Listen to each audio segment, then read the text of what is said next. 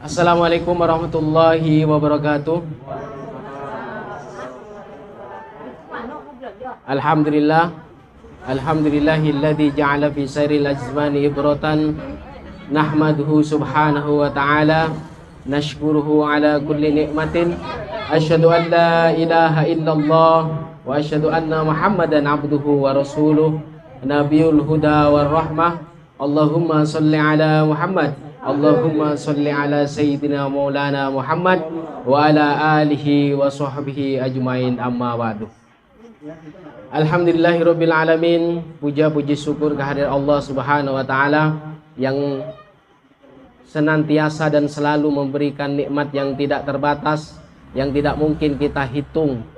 Nikmat itu dari pagi sampai kita tertidur kembali. Salawat dan salam tak lupa kita haturkan kepada junjungan kita Nabi besar Muhammad sallallahu alaihi wasallam yang telah memberikan jalan kepada kita dan membawa kita dari zaman kegelapan ke zaman yang terang benderang sampai saat ini. Kita selalu dan senantiasa mengharapkan syafaat Rasulullah sallallahu alaihi wasallam, dan semoga syafaat Rasulullah sallallahu alaihi wasallam menjadi penerang di dalam kehidupan kita sehari-hari, menjadi pemudah terhadap kesulitan-kesulitan yang kita hadapi, dan juga penghapus dosa dan kesalahan kita. Dan semoga kita selalu dianggap umat Muhammad sallallahu alaihi wasallam. Pada siang hari ini meskipun cuacanya agak panas ya, tapi tidak mengurangi dan tidak membuat kita sulit untuk melangkahkan ke majelis yang mulia ini, dan semoga diberkahi oleh Allah Subhanahu wa taala. Pada siang hari ini kita akan mengkaji tentang rahmat Allah. Jadi di dalam kitab Khosaisul Ummah Muhammadiyah, yaitu keistimewaan umat Muhammad sallallahu alaihi wasallam, di mana kita harus bangga menjadi umat Rasulullah sallallahu alaihi wasallam. Betapa sangat luas rahmat Allah Subhanahu wa taala sehingga kita tidak patut, sebanyak apapun dosa dan kesalahan kita, jangan sampai kita berputus asa terhadap rahmat Allah. Pada siang hari ini kita akan mengkaji kitab Khosaisul Ummah Muhammadiyah karya Sayyid Muhammad Al-Alawi Al-Maliki Al-Hasani, yaitu berkaitan dengan sa'atu rahmatillah li hadir rahmah bi fathi abwabit taubah.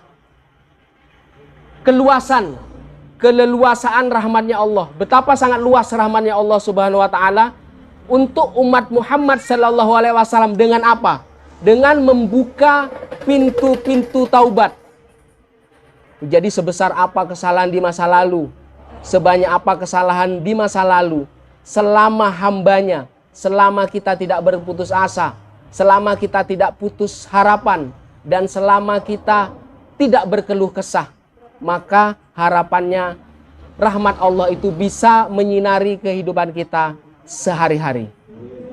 Maka di dalam kitab ini Sayyid Muhammad Al-Hasani mengangkat kemuliaan umat Muhammad, yaitu dengan luasnya rahmat. Apa itu luasnya rahmat? Yaitu dengan banyaknya pintu-pintu taubat. Jadi bifathi abwabit taubati, dengan dibukanya pintu-pintu taubat. Mau jenis apa orang itu, mau segede apa kesalahan dan dosa itu, maka nggak ada pengaruhnya terhadap rahmat Allah selama kita meminta rahmat Allah Subhanahu wa taala. Wa min syarafi hadil ummah wa fadliha, dari kemuliaan dan keutamaan umat Muhammad sallallahu alaihi wasallam, ma ja'alallahu ta'ala laha min sa'ati abwabi rahmatih. Allah membuka pintu seluas-luasnya rahmat Allah Subhanahu wa taala. Wa azimi tafadduli bi fati abwabi taubati wa targhib fiha, yaitu dengan keutamaan kita menuju ke pintu taubat itu. Dan apa? Dan targhib, kita suka dan sungguh-sungguh menuju ke sana dengan kesungguhan kita, bukan dengan kemampuan kita. Jadi kalau kita melihat mampu dan tidak mampu, maka kapan kita akan bersungguh-sungguh benar-benar akan menuju ke arah pintu taubat itu? Maka ini adalah ada keutamaannya, ada sesuatu yang besar, anugerah yang Allah berikan kepada umat Muhammad sallallahu alaihi wasallam. Makanya kita harus bangga sebagai umat Muhammad sallallahu alaihi wasallam. Wal hathu alal mubadarah alaiha. Jadi kita benar-benar disuruh oleh Allah, oleh Rasulullah Sallallahu Alaihi Wasallam kepada pintu taubat. Karena itu adalah orang yang berjalan atau beranjak dari tempatnya menuju pintu taubatnya Allah, itu diberi keberkahan dan diangkat derajatnya oleh Allah Subhanahu wa taala. Dan itu akan kita bahas di keterangan selanjutnya. Rasulullah Sallallahu Alaihi Wasallam bersabda, Innallaha azza wa jalla yabsutu yadahu bil laili liyatuba musi'an nahar wa yabsutu yadahu bin nahar liyatuba musi'al lail hatta tatlu asyamsu min maghribiha. Jadi sesungguhnya Allah Subhanahu wa taala, Allah yang maha agung, Allah yang maha mulia, melapangkan yabsutu yadahu. Jadi dia itu mengulurkan tangan ya. Mengulurkan tangannya, yabsutu yado billaili, di malam hari. Untuk apa Allah mengulurkan tangan kekuasaannya di malam hari? Buat apa? Musi'an nahar, yaitu buat orang-orang yang melakukan kesalahan di siang hari. Maka Allah melapangkan atau menghentangkan, melebarkan tangannya, tangan kekuasaannya di malam hari. Untuk apa? Untuk agar hambanya yang berdosa di siang hari itu bisa menuju kepada Allah. Jadi dia itu yabsutu yadau bil laili liyatuba musi'an nahar. Melapangkan, membentangkan tangannya di malam hari agar orang yang melakukan kesalahan di siang hari bisa diterima taubatnya oleh Allah. Wa yabsutu yadau bin nahar liyatuba musi'ul lail. Dan juga sama, Allah di siang hari itu merentangkan tangannya. Buat apa? Agar orang yang melakukan kesalahan dan dosa di malam hari bisa menuju kepadanya. Intinya apa? Di setiap waktu, mau malam, mau siang, selama kita tidak berputus asa, selama kita benar-benar menuju ke sana, maka Allah akan menerima dan melapangkan rahmatnya. Taballah alaihi, maka Allah akan mengampuni dosa-dosa dia. Maka di dalam surat Ali Imran ayat 133, wasari'u ila magfiratin mir rabbikum wa jannatin was samawati wal ard uiddat lil muttaqin. Jadi, dan percepatlah kalian kepada ampunan Allah. Wasari'u ila magfiratin, percepatlah, bergegas-gegaslah kalian kepada ampunan Allah. Wa jannatin arduhas samawati wal ard, dan menuju surganya. Orang yang menuju taubat, orang yang menuju ampunan Allah, maka dia akan dekat kepada kesenangannya, maka dia akan dekat kepada surganya. Dan surganya itu luasnya arduhas samawat wal ard. Jadi luasnya itu seluas langit 7 dan bumi. Uiddat lil muttaqin, disiapkan. Untuk siapa? Untuk orang-orang yang bertakwa. Di ayat selanjutnya, siapa orang-orang yang bertakwa itu? Alladzina yunfikuna fis sarra'i wad dharra. Yang pertama, orang yang menafkahkan hartanya, orang yang berinfak fis sarra, dalam keadaan senang dan dalam keadaan susah, baik mudah ataupun kesulitan. Yang kedua, orang yang bertakwa apa? Wal kadhiminal ghaid, orang yang menahan amarahnya. Jadi kalau marah, yang dimaksud wal kadhimil ghaid, kemarahan, amarah yang membuat kerusakan. Seandainya orang marah itu menghancurkan piring dan itu mengenai keluarganya sendiri, maka ini yang harus dihindari. Kalau marah itu berusaha mikir, saya kalau menghancurkan piring, saya harus bergegas ke tempat yang sepi, yang hanya ada saya dan piring saja. Kalaupun pecah, pecahannya akan kena saya. Jadi wal kadhiminal ghaid, yang menahan amarahnya itu orang yang sudah nggak punya pikiran, sudah yang lepas kendalinya. Ketika masih berpikir di saat seperti itu, maka ini yang namanya wal kadhiminal ghaid. Dan ini adalah tanda orang yang bertakwa. Kemudian yang ketiga, wal afina anin nas, orang yang suka memaafkan. Jadi kalau misalkan ada orang yang bersalah ke kita, memang berat ya. Kita memaafkan memang sangat berat. Maka butuh proses, butuh latihan. Jadi mungkin kita susah untuk bisa menerima maaf dia. Tapi inilah tanda-tanda orang yang bertakwa. Wal afina anin nas, orang yang bisa memaafkan manusia atau orang yang bersalah kepada kita. Wallahu yuhibbul muhsinin. Dan Allah mencintai orang-orang yang berbuat baik. Mungkin di dalam ayat ini, ayat tadi yang dijelaskan itu kondisi ideal. Kalau kita pengen kesenangan kita banyak, keinginan kita ingin tercapai, maka itu ikuti yang 3 itu. Tapi kalau masih belum berlatihlah, siapa tahu sebab kesulitan yang kita alami itu merupakan kesalahan dan dosa kita di masa lalu. Maka berbaik sangkalah ketika kesulitan tetap menimpa kita. Kalaupun bukan karena kesalahan kita, siapa tahu itu ujian. Ketika kita bisa melewati itu, maka derajat kita akan diangkat oleh Allah Subhanahu wa taala. Jadi, janganlah berputus asa terhadap rahmat Allah, karena sa'atu rahmatillah itu menuju kepada diterimanya taubat seorang hamba yang pendosa. Maka artinya apa? Artinya di malam hari dan siang hari Allah itu menerima segala keluh kesah kita, segala permintaan maaf kita, segala istighfar kita, baik dilantunkan kita di siang dan malam hari. Selanjutnya, waqad fataha lana sallallahu alaihi wasallam babar roja wa usni dhanni billahi subhanahu wa ta'ala. Maka Rasulullah sallallahu alaihi wasallam mewanti-wanti kita, menasihati kita agar apa? Agar banyak mengharap terhadap rahmat Allah. Wa husnudzon, dan berbaik sangka. Jadi kalau kita berburuk sangka terhadap orang pun, menurut penilaian orang itu akan jelek. Apalagi berburuk sangka kepada Allah. Maka harapannya apapun yang terjadi, baik secara sosial kita jelek misalkan, berbaik sangkalah. Jadi karena buruk sangka itu adalah pangkal dari segala penyakit pikiran dan hati. Orang yang tidak mempedulikan itu akan menderita, akan sempit pikirannya.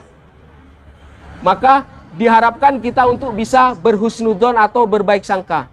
Lau akhtotum, Rasulullah sallallahu alaihi wasallam bersabda, lau akhtotum hatta tablughu khatayakumus sama, tsumma tubtum lataballahu alaikum. Jadi kalau kalian berbuat dosa dan kesalahanmu sampai menyentuh langit, berarti banyak kesalahan dan dosanya. Tsumma tubtum, kemudian kalian itu bertaubat, la taballahu alaikum, sungguh Allah akan menerima taubat kalian. Maka yang punya kesalahan di masa lalu, atau bahkan orang yang masih belum ada kesadaran, maka diharapkan itu bisa membersihkan dan kita bisa meraih kebahagiaan kita di dunia dan kebahagiaan kita di akhirat kelak. Karena tujuan ideal kita apa? Hasanah dunia. Kita ingin kebaikan kita yang ada di dunia ini. Maka di dalam riwayat yang dinamakan hasanah itu apa? Hasanah itu punya suami yang ganteng, punya istri yang cantik, punya rumah yang besar, punya mobil. Itu adalah hasanah. Dan itu menjadi keinginan kita. Selama dunia bisa membuat kita beribadah kepada Allah, selama dunia bisa menjamin kebaikan kita, keistiqomahan kebaikan kita, maka itu tidak masalah.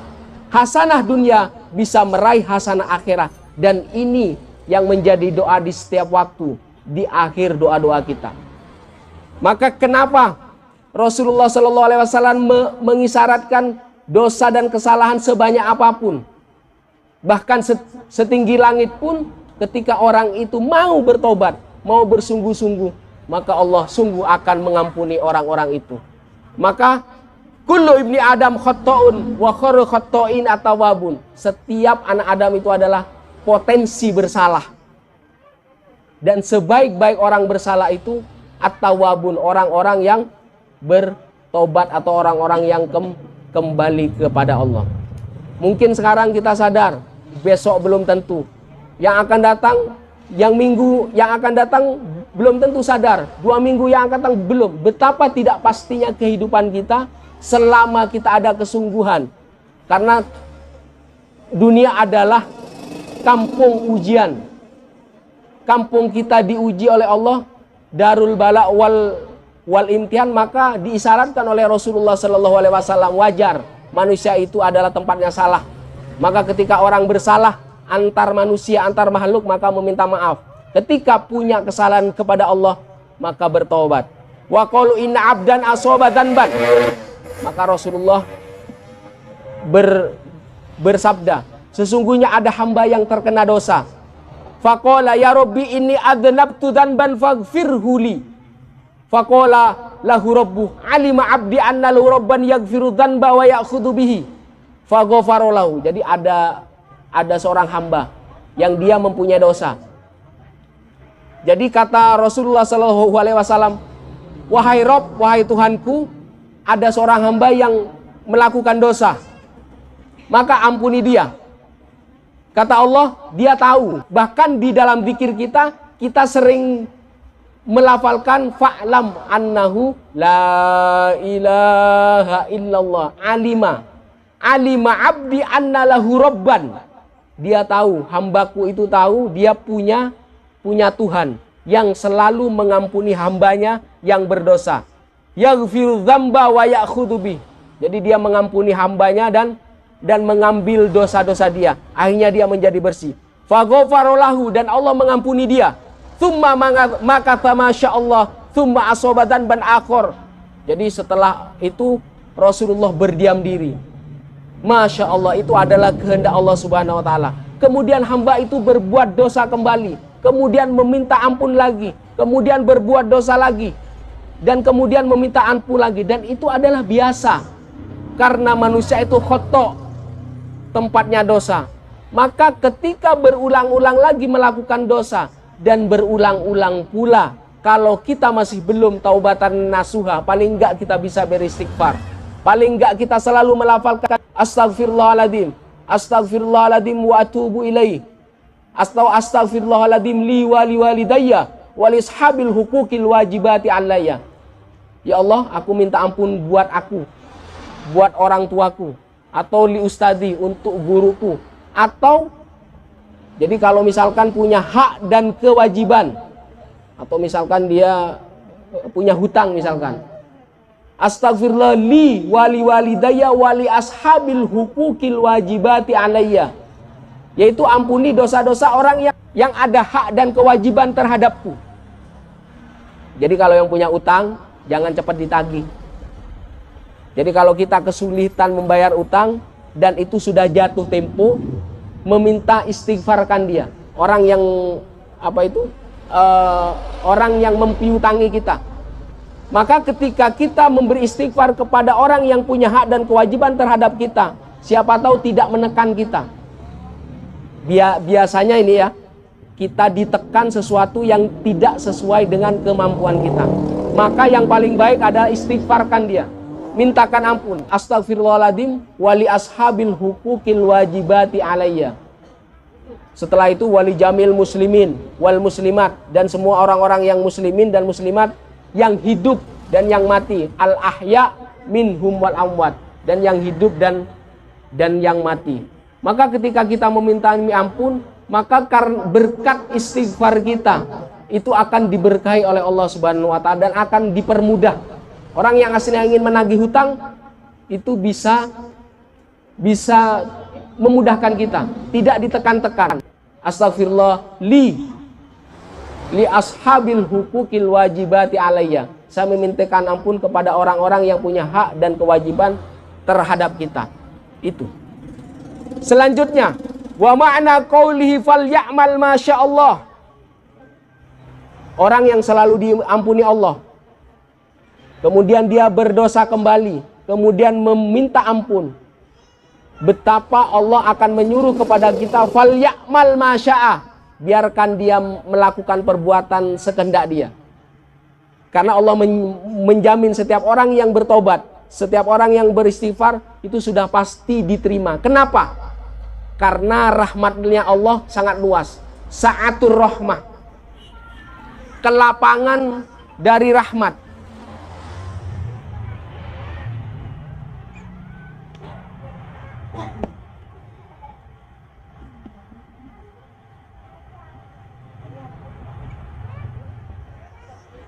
Jadi kenapa mudah diterima setiap dosa dan kesalahan kita asal kita mau menuju kepada taubat Allah? Karena sa'atur rahmah, keluasan dan kelapangan rahmat. Sehingga berkat keluasan dan kelapangan rahmat, pintu-pintu pertaubatan dibuka seluas-luasnya oleh Allah Subhanahu wa taala. Maka ketika hamba sudah memegang apa-apa diampuni, maka Allah bilang falyamal masya'ah, kerjakan sesuai kehendakmu. Ai annahu ba'da hadzal al-afwu al-mutakarrir wa tilkal maghfiru al-mutataba'ah. Pengampunan yang selalu terus-menerus oleh Allah. Wal maghfiru al-mutataba'ah, dan ampunan yang mengikuti orang-orang yang pendosa selama si pendosa itu meminta ampun kepada Allah. Wa dzalika bi barakati istighfari. Karena itu adalah keberkahan dari dia meminta ampun kepada Allah. Mau kita dalam keadaan apapun, kalimat istighfar itu sangat mudah. Astaghfirullahaladzim, itu yang paling pendek. Mau di tempat aktivitas, mau di tempat perniagaan kita, mau dimanapun saja. Asalkan jangan di kamar mandi. Jadi kalau di kamar, di apapun, mau kita tidur, coba istighfarkan. Jadi istighfar itu bukan hanya menghapus dosa, tetapi apa? Tetapi mempersempit ruang gerak kesulitan yang akan datang, yang akan menimpa kita. Maka itulah ketika kita beristighfar, lapangkan. Apakah boleh orang yang beristighfar meminta ampun kepada Allah itu kita menitipkan doa agar hutang kita lunas? Bisa. Memungkinkan, bisa. Karena kesulitan yang ada di diri kita siapa tahu karena kesalahan kita.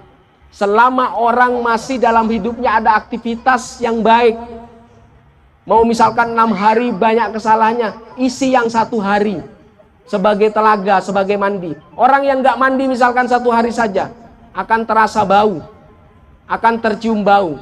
Maka buat siklus, jangan setiap tahun. Kalau setiap tahun terlalu lama, buat setiap minggu sekali. Ada bagian dalam hidup kita berapa jam, dan itu yang akan membersihkan kita, dan itu yang akan menjadi telaga. Siapa tahu kesulitan kita itu akan berkurang. Jadi bukan hanya penghapus dosa, titipkan harapanmu, titipkan keinginanmu di dalam istighfar kita.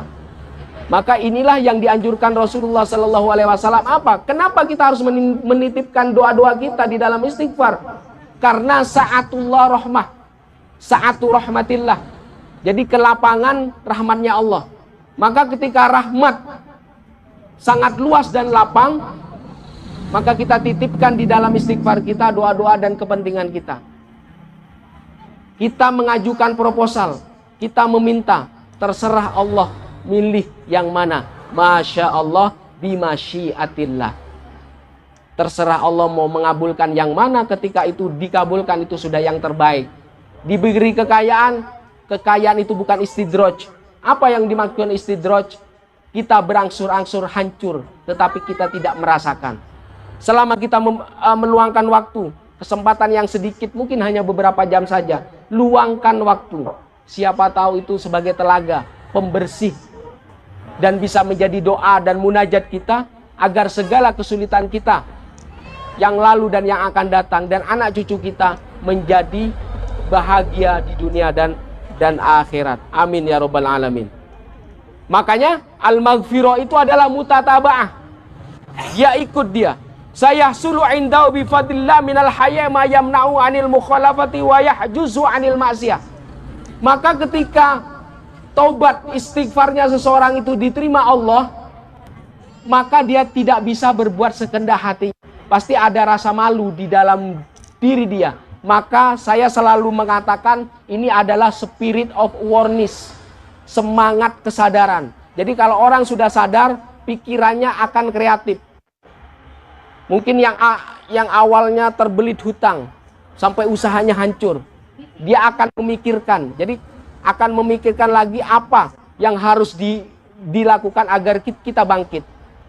Maka ketika punya kekuatan seperti itu adalah pancaran dari sa'atur rahmah, keluasan rahmat. Meskipun hanya diberi pikiran yang kreatif, Allah memberikan kita sebab agar kita bangkit dari keterpurukan kita. Semuanya apa? Berkah dari istighfarnya kita. Maka ketika Allah menyuruh, sudah silakan kamu perbuat sesuka hatimu. maka seorang hamba yang benar-benar mengamalkan istighfarnya, dia tidak akan melakukan sekehendaknya, pasti dia akan malu. Maka timbullah kesadaran, semangat untuk agar dia bangkit.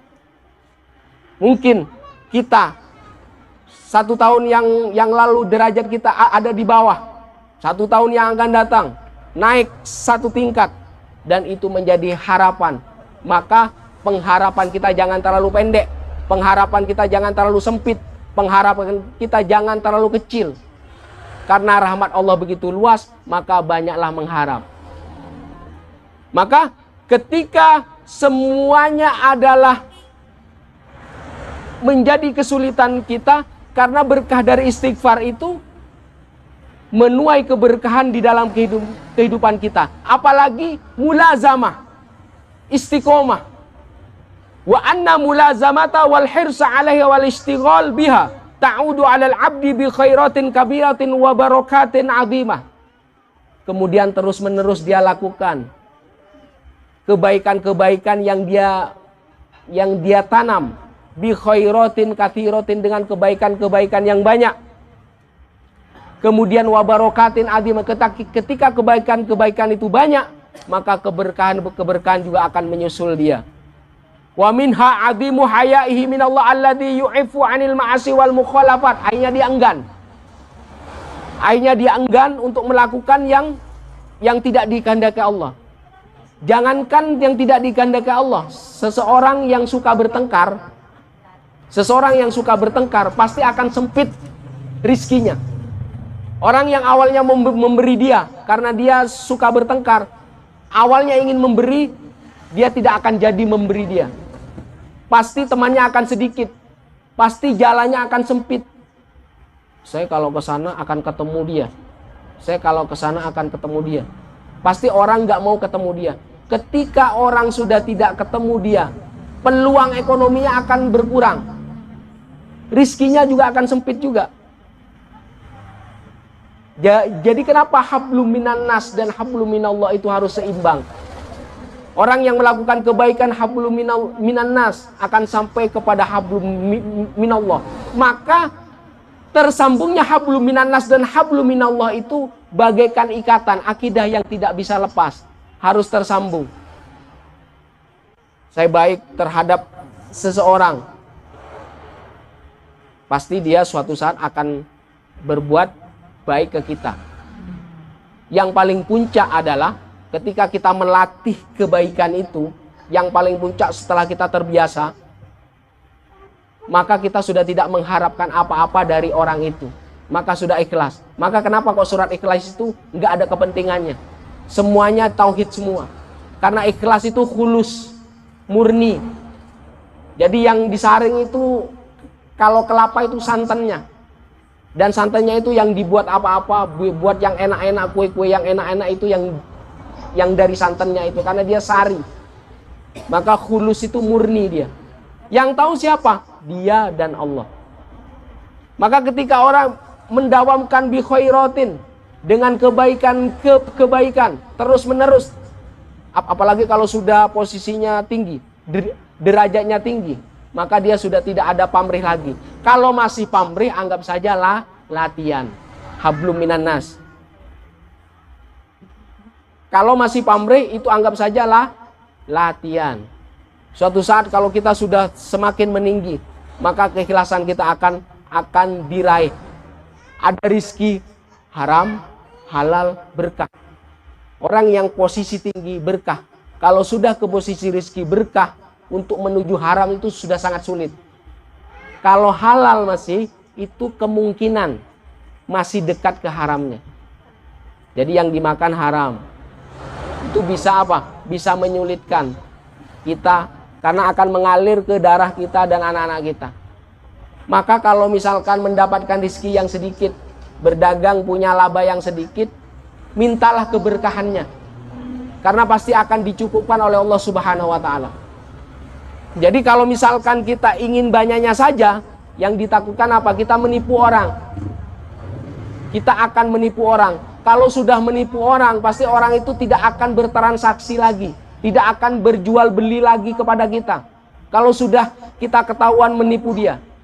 Tapi kalau kita masih kurang dari hasil laba yang halal yang sedikit, coba kita minta kepada Allah agar yang sedikit itu diberkahi oleh Allah Subhanahu wa ta'ala. Maka inilah kenapa orang yang berdosa itu harus diikuti oleh kebaikan-kebaikan. Karena kebaikan-kebaikan itu yang akan menghapus kesalahan-kesalahan kita di masa lalu. Selanjutnya, wa min khosa'isi hadil ummah, dan inilah keistimewaan umat Muhammad sallallahu alaihi wasallam, anna taubatas shadiqatu tarfa'ul abda ila ala darajatil kamal.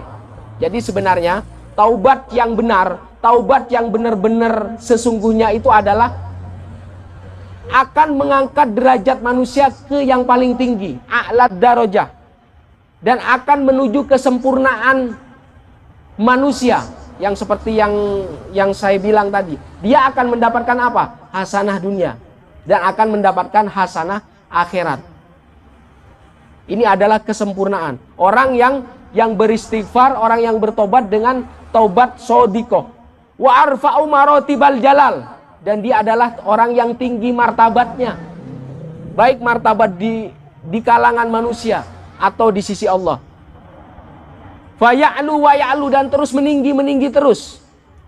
Bal qad yazidu ala katsir min arbabil a'mal wal mujahadat, dan dia bertambah kebaikannya, kesungguhannya akan bertambah. Kebaikannya akan terus menerus, bukan sesuai pas kita senang kita baik, pas kita susah kita berhenti baik. Jangan. Makanya mujahadah dalam keadaan apapun itu dianjurkan. Seperti tadi, wa yunfikuna fis sarra wad dharra, orang yang menafkahkan hartanya di dalam keadaan suka dan susah, itu menjadi ciri-ciri orang yang dekat, orang yang bertakwa. Orang yang bertakwa itu akan mendekati ke surga. Surga jangan diistilahkan surga yang di sana, surga di dunia ada juga. Surga yang di dunia itu kesenangan yang sesuai dengan keinginan kita, selama itu tidak melanggar syariat Rasulullah SAW. Jadi kesenangan apa saja, keinginan apa saja, selama tidak melanggar syariat Rasulullah SAW, itu akan dikabulkan oleh Allah. Maka itulah arfa'u marotib, dia lebih tinggi martabatnya, status sosialnya tinggi, derajat di sisi Allahnya tinggi. Maka apa yang kita cari, itu yang kita cari. Kenapa kita bermalas-malasan mencari nafkah? Mencari nafkah adalah ibadah, selama mencari nafkahnya tidak menipu orang lain, selama mencari nafkahnya halal. Maka kalau kita menikmati hasil, mendapatkan hasil dari kita mencari nafkah sedikit misalkan, karena kita pengennya semuanya pasti banyak, ketika kenyataannya sedikit, maka doakan yang sedikit itu keberkahan. Maka keberkahan ini dari yang sedikit ini bisa memenuhi kebutuhan kita. Maka orang yang betul-betul istighfar, orang yang betul-betul kembali kepada Allah Subhanahu wa taala, pasti dia akan naik derajatnya, ya'lu faya'lu faya'lu. Bal qad yazidu ala katsir min arbabil a'mal wal mujahadat.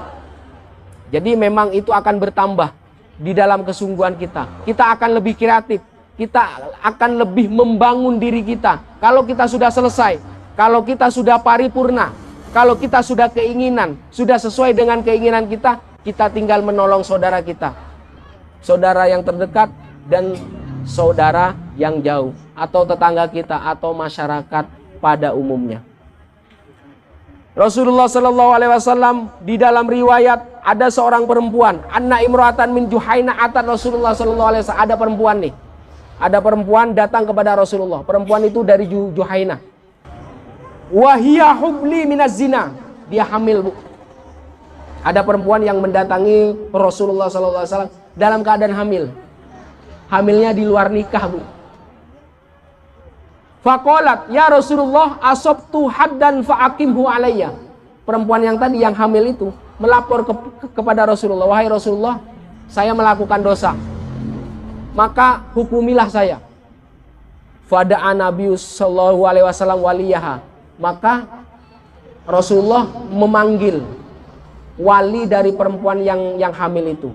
ahsini ilaiha, berbuat baiklah kepada perempuan ini. Fa idza wadu'at fa'atini biha, kalau sudah lahir bayinya perempuan ini yang berbuat dosa ini, perempuan yang hamil di luar nikah ini, maka panggil, suruh ke sini, bayinya rawat. Fa amara biha Nabi sallallahu alaihi wasallam fasyuddat alaiha thiyaba tsumma amara biha farujimat. Maka wanita tadi itu dihukum oleh kisos.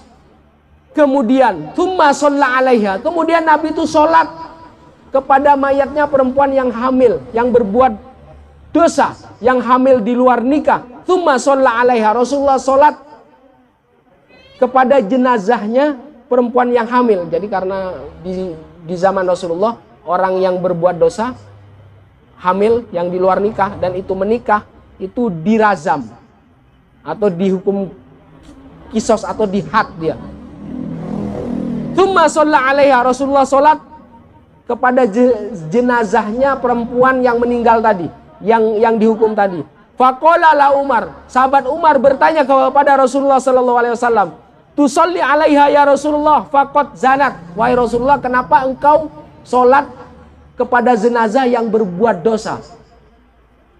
Akhirnya Rasulullah SAW menjawab, laqad tabat taubatan law qussimat baina sab'ina min ahlil madinati lawusi'athum. Orang yang tadi yang berbuat dosa itu sudah bertobat. Kalau tobatnya orang yang berbuat zina tadi itu dibagikan kepada ahlu Madinah 70 orang, maka 70 orang ini masih kurang. Berarti taubatnya orang pendosa, sedosa apapun, sebesar apapun dosanya, asalkan dia bertobat dan sungguh-sungguh kepada Allah, 70 orang lebih itu tidak sebanding dengan satu orang pendosa yang bertobat kepada Allah. Apalagi tobatnya waktu itu disaksikan oleh Rasulullah SAW. Sampai Rasulullah menyolati yang bekas pendosa itu. Wahal wajad ta'afdalu min anjadat binafsiya lillah azza wa jalla. Tidakkah kamu melihat orang yang lebih utama dari perempuan tadi yang berbuat dosa tetapi dia meminta ampun kepada Allah? Bahkan ampunan dia itu melebihi 70 orang ahlu Madinah. Rasulullah menyolatinya meskipun dulunya dia pendosa besar. Apalagi kita, apakah kita akan menghina orang-orang yang suka misalkan berbuat dosa? Tidak. Kita mengingatkan, kita menyampaikan. Kalau bisa kita rangkul, kita ajak dia. Maksudnya bukan untuk menemani dia berbuat dosa, bukan. Karena ingin membina dia, mengajari dia. Kita hanya menyampaikan hidayah Allah yang menentukan, Allah yang memberi. Bahkan Rasulullah pun menyolati jenazahnya orang pendosa. Bahkan taubatnya itu kalau dibandingkan orang 70 dia masih menang, Bu. Kenapa? Karena sa'atur rahmah, keluasan rahmat Allah, murah rahmatnya Allah itu. Maka dalam kondisi apapun, kenapa kita harus berputus asa? Sedangkan rahmat Allah itu sangat luas. Maka kata Rasulullah, apa kamu telah mendapati orang yang lebih baik dari perempuan ini yang dia sudah mengaku dosa tetapi bertaubat kepada Allah Subhanahu wa taala? Yang enggak ada. Yang terbaik itu dia sudah jelas matinya husnul khotimah, disolatkan oleh Rasulullah sallallahu alaihi wasallam. Apalagi kita, Rasulullah pun seperti itu. Maka kita lebih menyayangi orang-orang yang mungkin lupa, mungkin hilap, mungkin dia terjepit, mungkin keadaannya terhimpit, tertekan, sehingga dia susah untuk menghindarnya. Maka kewajiban kita yang di luar itu menasihati dia, memberi kabar gembira ke dia, memberi semangat ke dia agar tidak masuk lagi ke jurang yang sebelumnya dia jatuh ke dalamnya. Wa min mazaya hadil ummah, kelebihan umat Muhammad sallallahu alaihi wasallam, kita bangga sebagai umat Muhammad sallallahu alaihi wasallam. Annal abda idza taba, sesungguhnya jika hamba bertaubat, ansallahu ta'ala al malaikata alladziina yusuna sayyatu dzunubah, maka ketika orang bertobat, bekas jejaknya dia berbuat dosa, berbuat kesalahan, Allah hapus. Malaikat yang suka nyatat itu hapus semuanya. Sampai malaikat itu dibuat lupa. Yang dulunya mencatat kesalahan kita itu dibuat lupa dia. Ansallah, Allah membuat malaikat itu lupa yang mencatat kesalahan kita. Wa ansa jawarihu wa atharu dzalika. Suatu saat di hari kiamat, yang ngomong itu bukan mulut kita yang menjadi saksi. Tangan kita, kulit kita, bahkan bulu-bulu kita yang menjadi saksi. Allah juga menghapus jejak-jejak itu. Wa ansa jawarihu. Jadi yang dulunya kita melakukan dosa itu sudah terhapus semua. Jejaknya, tubuh kita yang menjadi saksi waktu itu sudah dibuat lupa oleh Allah Subhanahu wa taala. Kenapa? Karena Allah menerima tobat kita. Wa ansa jawarihu wa atharu, dan Allah membuat lupa, menghapus jejaknya dan bekas-bekasnya. Hatta yalqallahu ta'ala yaumal qiyamah wa laysa 'alaihi syahidan minallahi bidzanbin. Maka jejaknya suatu saat di hari kiamat ketika ditanya itu sudah dihapus semua. Betapa orang yang bertobat, orang yang beristighfar itu sangat luar biasa. Berkahnya bukan hanya dia itu menghapus dosa, tetapi mengangkat derajat seseorang. Maka mungkin kita belum tidak berbuat dosa, mungkin anak kita, keponakan kita, maka doakan dia, istighfarkan. Jadi astagfirullahaladzim li, saya meminta ampun kepada Allah untuk saya, wali walidayya, untuk kedua orang tuaku, wali ashabil hukukil wajibati alayya, dan orang yang mempunyai hak dan kewajiban terhadapku, wali jamil muslimin wal muslimat, dan juga orang-orang muslim dan muslimat yang hidup, al ahya wal amwat, dan yang mati, semuanya kena. Kenapa kok kita mendoakan mereka? Biar mereka itu ridho ke kita. Orang yang kita mempunyai hutang kepada seseorang, bukan kita justru menghindar. Jangan menghindar. Maka berikan istighfar ke dia. Astaghfirullahaladzim li fulan, agar dia ridho, agar dia mengerti kita, karena kita memang kesulitan uang, kesulitan ekonomi, sehingga kita tidak bisa membayar hutang kita kepada dia. Itu maksudnya, melunakkan sesuatu yang keras. Makanya ada di istighfar. Bahkan kita beristighfar, Allah menjadi lunak dan ingin menuju ke kita. Maka ketika kita bersalah dan akan selalu seperti itu, sekarang bertobat, besok berbuat lagi, terus seperti itu, dan selama ada kesungguhan untuk beristighfar, maka itu sah-sah saja sampai kita menemukan taubat yang benar-benar shodiqoh, yaitu taubatan nasuha. Kemudian at-taib minadz-dzambi kaman la dzanbalah, orang yang bertobat, orang yang at-taib, orang yang bertobat dari dosanya, kaman la dzanbalah, seperti orang yang gak punya dosa, bersih dia. Bal inna mujarradin nadam taubatan, bahkan hanya sekedar menyesal aja. Menyesal itu sudah dianggap bertobat, jalan untuk menuju ke taubat. Maka di dalam riwayat Aisyah radhiyallahu anha, ma'alimallahu min abdin nadamatan ala dzanbin illa ghafarallahu qabla an yastaghfiruhu minhu. Jadi tidaklah Allah mengetahui dari seorang hamba dia menyesal kecuali Allah mengampuni dosa-dosa dia. Qabla ayastaghfir, sebelum dia meminta ampun, Allah sudah mengampuni dia. Betapa murahnya rahmat Allah, betapa luasnya rahmat Allah. Kenapa kita harus berputus asa? Istighfar kita minta, kekayaan juga minta, rizki yang banyak juga minta, dan juga jangan lupa kekuatan untuk memikulnya juga kita minta. Maka ketika kuat, rizki yang banyak, kekayaan yang kita miliki akan mempermudah jalan kita kebaikan, membantu orang-orang yang lemah, saudara-saudara kita yang mungkin berada di bawah kita, maka bantu dia, yang terdekat sama yang terjauh, atau tetangga kita. Itu. Wa qad busyirallahu subhanahu wa ta'ala hadir ummah biqauli taubati wa targhib fi adamil ya'si. Allah memberi kabar gembira agar kita tidak berputus asa. Wa qad fir roja, putus harapan, putus pengharapan, fi qulubil usad, di hati orang yang pendosa. Jangan putus harapan orang yang banyak bersalah, jangan putus asa selama dia bisa beristighfar, selama dia bisa menuju kepada taubatnya, jangan berputus asa. Taubat dia, istighfar dia mengangkat derajatnya, mengangkat status sosialnya, marotibul jalal, menuju kepada martabat yang agung. Maka di dalam Al-Quran, Qul ya ibadiyalladzina asyrafu ala anfusihim la taqnatu min rahmatillah, innallaha yaghfirudz dzunuba jami'an, innahu wal ghafurur rahim. Katakanlah, wahai hambaku orang-orang yang melampaui batas atas diri mereka. Jangan berputus asa terhadap rahmat Allah. Sesungguhnya Allah pengampun dosa-dosa kalian semuanya.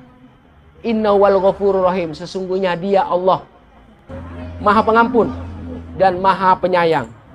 Walladzi nafsi biyalau lam tudnibu wa tastaghfiru la adzaballahu bikum wa la jabikum yudhimu wa yastaghfirunallah fa yaghfirullah. Jadi enggak ada orang yang tidak pernah berbuat dosa. Bahkan saya pun ada. Semuanya pasti akan berbuat dosa. Tapi sebesar apa dosa itu, sebesar pula kesungguhan kita terhadap meminta ampun itu. Selama kita meminta ampun, maka dosa dan kesalahan kita akan terhapus.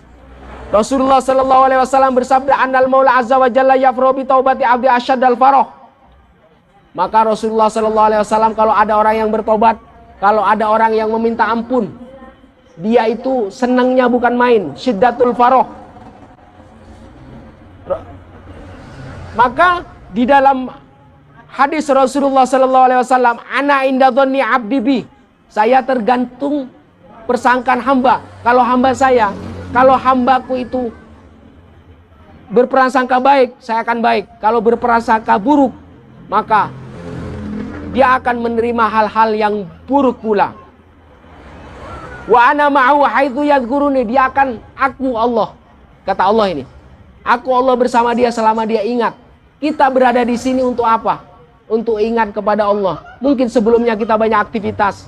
Kita luangkan waktu beberapa jam saja agar kita mengingat. Siapa tahu ingatan kita, ingat kepada Allah di saat ini, memudahkan kehidupan kita di masa yang akan datang. Bukan hanya kita saja, tetapi anak-anak kita, keponakan kita, ayah kita, kerabat dekat, dan kerabat jauh. Bahkan tetangga kita. Kalau semua mencapai ini, maka kebahagiaan ada di rumah kita, kebahagiaan ada di lingkungan kita, dan kebahagiaan terjadi pada umumnya masyarakat kita.